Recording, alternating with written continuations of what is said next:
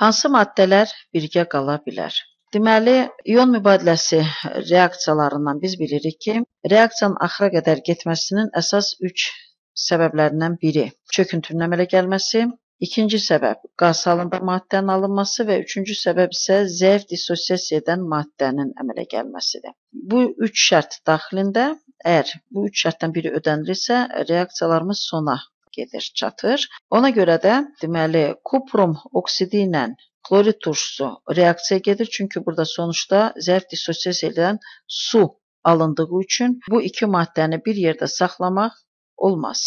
Eyni zamanda 4-cü bənddə kalsium oksidi əsasi oksiddir. Karbon qazı, yəni karbon 4 oksid, turşu oksidi olduğundan bunlar da bir-birinə reaksiya girib duz əmələ gətirəcəklər. Deməli, bu iki maddəni də bir yerdə saxlamaq olmaz. Silisium dioksid su ilə reaksiya girmədiyi üçün bu maddələri bir qabda saxlamaq mümkündür. Kuprum pasiv metal olduğundan duru turşularına reaksiya girmir. Maddələri də bir yerdə saxlaya bilərik və natrium sulfat duzu ilə xlorid turşusunu bir yerdə saxlaya bilərik. Çünki xlorid turşusu sulfat turşusuna zəif olduğu üçün onu duzun içərisindən sıxışdırıb çıxara bilmir. Doğru cavab 2, 3 və 5 olacaq.